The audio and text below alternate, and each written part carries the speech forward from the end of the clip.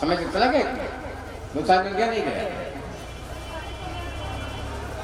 तो वो एक व्यक्ति जब बहरा होता है भाई, आपको सुने पता? हाँ, कथा सुना जरूर, ठीक है। तो बहरा जो है तेज बोलता है, उसका संधि बीमार हो गया।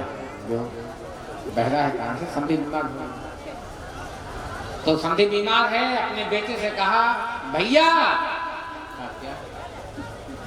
कहा जो है हमारे समधी बीमार है ना? हाँ पप्पा बीमार तो हैं। तो कहें हम देखने जाएंगे। अरे कहीं पप्पा आप क्या कहोगे उनसे? कहें क्या कहेंगे? वो हम पूछेंगे ठीक हो? तो कहेंगे हाँ, तो हमें भगवान की बड़ी कृपा है। यही तो कहा जाएगा, बड़ी सही बात भी है।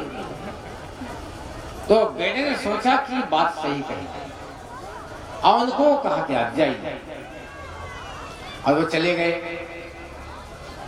पहुंचे कहां? समधी के पास में। और समधी के पास में जैसे ही पहुंचे तो समधी से राम जोहार हुई, तब तक ठीक था। क्योंकि घर के अंदर में झगड़ा हो गया था, और झगड़े की वजह से वो कहना ही था। कौन? समधी बहरा था, कहना ही था। तो उसने पूछा भैया ठीक हो? उसने जवाब दिया मर रहे नहीं, कहीं भगवान की बड़ी कृपा है। देखिए, हाँ बाबा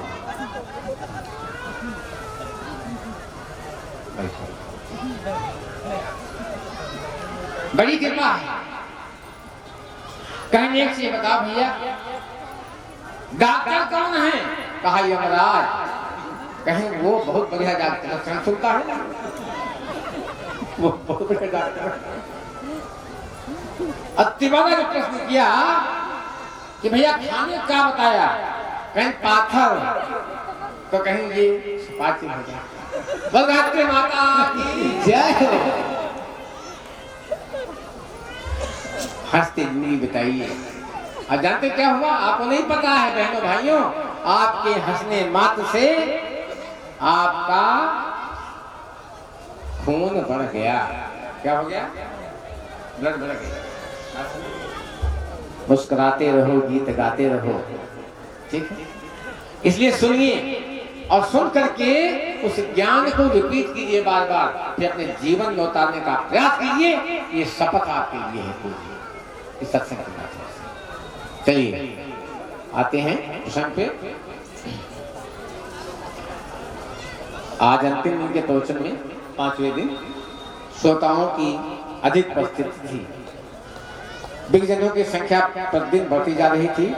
लोगों ने प्रथम बार यह अनुभव किया कि गृहस्थ धर्म भी योग साधना के समतुल्य है।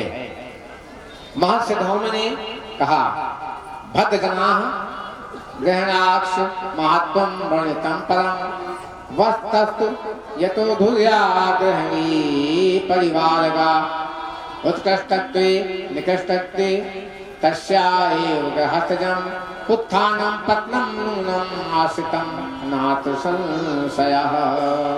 महर्षि धौम ने कहा हे भक्तजनों, शास्त्रों में नारी की बड़ी महत्ता वर्णित की गई है। नारी परिवार की धुरी है। बहनों, आप अपनी कीमत को समझो। भाइयों से हमारा कहना है, अगर घर में कोई सर्वश्रेष्ठ है तो कौन है वो? कौन है वो? आप लोग बोलिए, कौन है वो? नारी। अब आपको ये बात अच्छी लगेगी? नहीं लगनी चाहिए। कौन लगता है? अगर आपके परिवार में कोई सर्वोत्कृष्ट है, कौन है वो? नारी। परिवार की धुरी। सुबह से लेकर शाम तक वो जो है कार्य करती रहती है, कार्य करती रहती है। आपको सुलाते हैं और वो 2 घंटे बाद सारी चौका बर्तन तक सोती है। इसलिए आपको महत्ता है। इसलिए आपको मालूम होना चाहिए, जब विवाह संस्कार होता है तो 4 में नारी आगे रहती है और 3 में नर, भामल में। इस श्रेष्ठता का प्रतीक। हमने अगर अपनी घर में माता को, भगिनी को, बेटी को, पत्नी को शिक्षित किया होता और हमने उनको योग्य बनाया होता, तो आज हमारे घर में क्या होता? स्वर्ग होता नहीं होता बैकुंठ, कहते हैं बैकुंठ वहाँ है। अभी एक भैया हमारे साथ में आमोद जी है, बड़ी मजे की बात है, कहा आचार्य जी एक चीज बताओ, स्वर्गीय आदमी कब होता है? मैं कहा स्वर्ग में रहता है। तो कहा घर में हम स्वर्ग में रहते तो आप स्वर्गीय हो गए। हमने कहा हाँ, तो हमने कहा फिर हम स्वर्ग ही हैं। अब मुझे कहते हम स्वर्गीय हैं भैया, स्वर्गीय कहते हैं अपने, है कि नहीं? जो स्वर्ग में रहे वो स्वर्गीय। यहाँ क्या कहते मरने के बाद स्वर्गीय होता है, समझ गए ना? तो स्वर्ग में स्वर्ग की झांकी देखना हो तो नारी को क्या करें? नारी क्या करें? सम्मान करें, नारी का सम्मान करें। इस जो है देवालय में, कौन सा देवालय? आश्रम हमारा कौन सा है? गृहस्थ आश्रम है कि नहीं? मैंने सुना था कल। गृहस्थ आश्रम के देवालय में नारी को गृह लक्ष्मी के रूप में प्रतिष्ठित किया जाए तो उसका लाभ और परिणाम दोनों अच्छे होते नहीं होते, लेकिन ये करना पड़ेगा। नारी के बिना मनुष्य एकांगी है, कुछ कर नहीं सकता। बात समझ गए ना? और नारी की महत्ता ज्यादा है। ऐसे कहानी के माध्यम से परम पूज्य गुरुदेव लिखते हैं, आप सुनिए। भाई और बहनों, एक बार जो है एक आदमी जिसका नाम था देव शर्मा, देव शर्मा नामक व्यक्ति जो है वो अपने घर में पति और पत्नी, बच्चे और माता पिता को छोड़ के कहां चला गया? संन्यास लेने के चक्कर में। तांत्रिक तंत्र की विद्या सीख लिया और तंत्र की विद्या सीख करके एक दिन वो वापस आ रहा था और वो रुक गया कहां पर? एक पेड़ के नीचे। जेठ का महीना था, दोपहरी थी, तो उस नीम के पेड़ के नीचे रुक गया, थोड़ा हम आराम कर ले। तब तक जो है चिड़िया तो बैठी थी, उस चिड़ियों ने क्या कर दिया? बीट कर दिया। क्या कर दिया? बीट कर दिया, समझ गए? और जब बीट किया तो कपड़े पर गिरी। जब कपड़े पर गिरी तो उसने ऊपर देखा तो चिड़िया भस्म हो गई। चिड़िया भस्म हो गई। देखिए नारी की महत्ता, ध्यान दीजिएगा, आप चिंतन कीजिए, चिंतन का विषय है और जब सुना रहे हैं सुनिए ध्यान से। वो जो है वो चिड़िया जल गई। अभी जल गई तो उस तांत्रिक को घमंड हो गया कि हमारी तंत्र विद्या में बहुत कम है ना? अब वो कहाँ जाएगा? भाई तंत्र विद्या सीख लिया उसने, चिड़ियों को जला दिया उसने, लेकिन पेट तो नहीं मानेगा, पेट तो भोजन लेगा नहीं लेगा।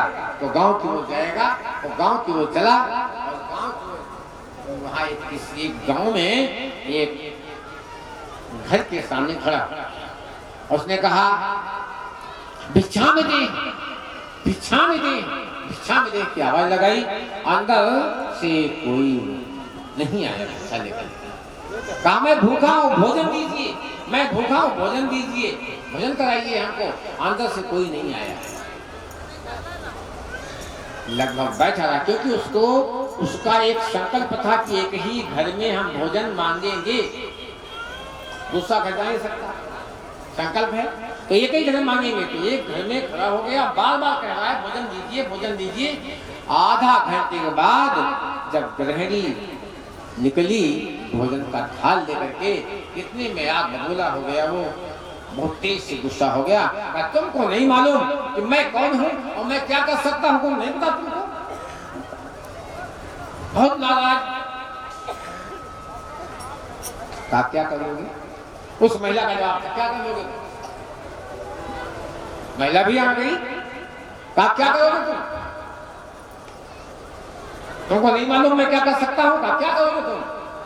महिला बोली उस बाबा से, आंखें मुझको मत दिखला। महिला बोली उस बाबा से, आंखें मुझको मत दिखला। महिला बोली उस बाबा से, आंखें मुझको मत दिखलाना। महिला बोली उस बाबा से, आंखें मुझको मत दिखलाना।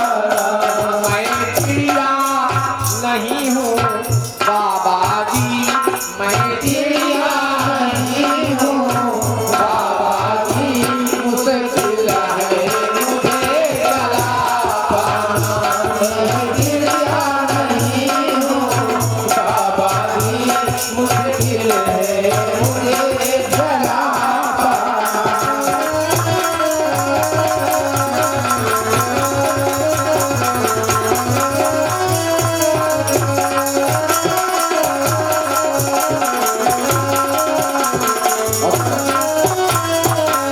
समझ गए ना?